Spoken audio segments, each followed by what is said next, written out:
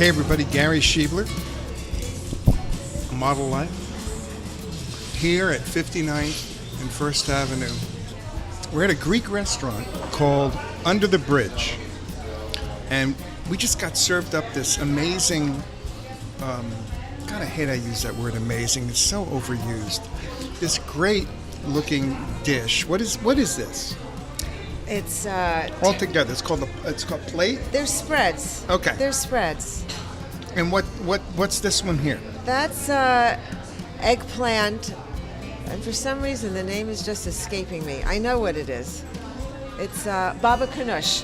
Baba ganoush. Baba ganoush. It's, right. It's a Jewish Greek spread. Baba ganoush. Right. And then what's the white and stuff? that's tzatziki. Uh-huh.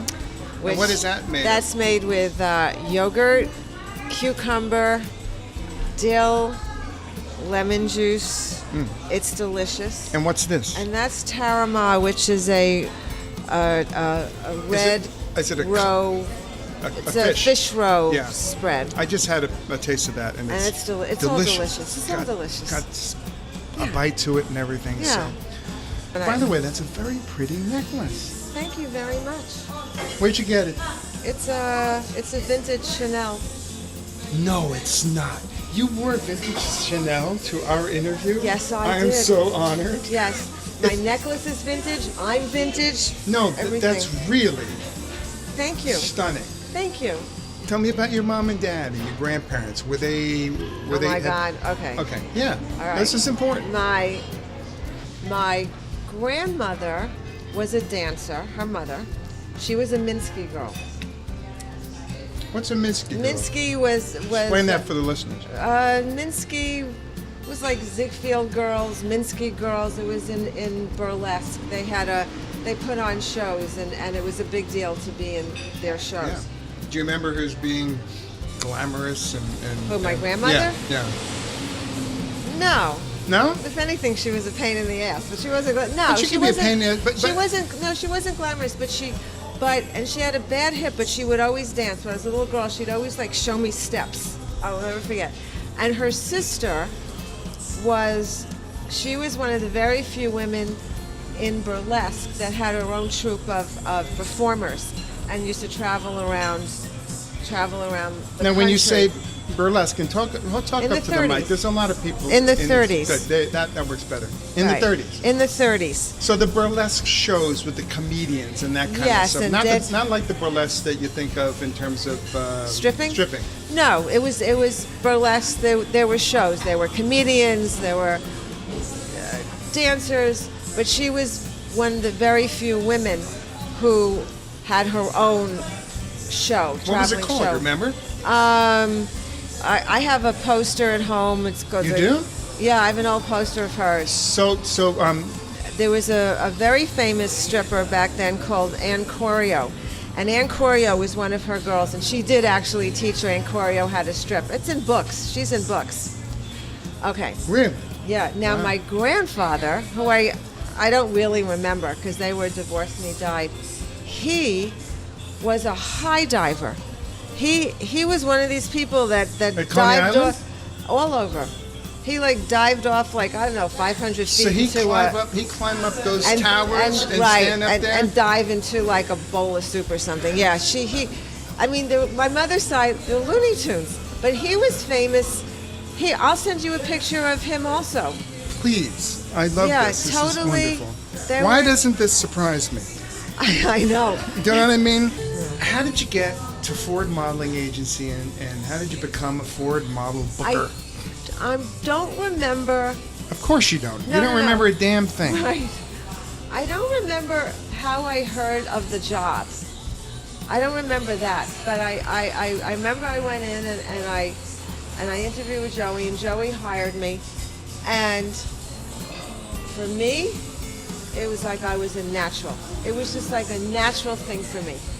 And this was Joey Hunter. This was Joey Hunter. Who was going to be on the podcast at some point. Right. Joey was the head of the men's division of Ford Models. Of Ford Models. Yeah. And we were together for so many years, so sometimes we like fight like man and wife. I'm not talking to you today. And Oh, really? Oh God. We were like, oh, yeah. So many, I mean, we still loved each other. Of course. And then one day I showed up. I don't know. I was wearing some black dress and my hair was like up. And he looked at me. He goes, who died? He goes, you look like one of my Italian aunts. Like I should have brought in my shirts and you could have washed them on a rock down in the river. And from that day, He said that. yeah, and that's when he started calling me, changed my name, and he called me Conchetta Levine. That was my nickname. To this day, if I is write so to him, I go, funny. I love always, that. I'll sign it Conchetta. Oh, God. Conchetta Levine. Wow. But we had it was a wild, it was wild. Yeah. It was wild. What male model did you have a crush on that... Besides you? Oh, I had to. I know you had to go there, and Okay, I appreciate okay. it very much, All right. but don't fucking patronize me. Okay. Anyway, so... Who did I have a crush Yeah, like on? who walked in all the time and you just sort of, your heart skipped a beat. You just couldn't help it because they were just so handsome. Anybody come to mind? I would have to say Eric McKenzie. I don't know if you remember Eric. I know, but I'll look him up. He wasn't English. He was something. Handsome guy. You're kind of, Yeah. you're kind of getting old. Yeah, he was Your eyes are glazing over right now. as we Yeah, speak. Eric. Yeah, and I remember Eric had a husky.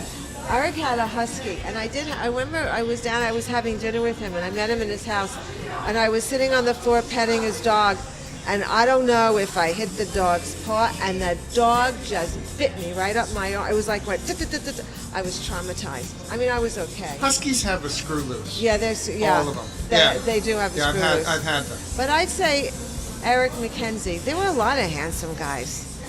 Bob Mena. You like Bob? You like the Bob. dark, mysterious? Yeah, I like. guys? Yeah, Okay. I have a. Remember Steve Shortridge? He was from California. Steve blonde. Shortridge was a really good-looking guy. Yeah. Kind of reddish hair. He had kind Blondish of hair. blondish hair with Yes. freckles and stuff. Yes. He was a nice guy. He was a nice guy. Whatever happened to him?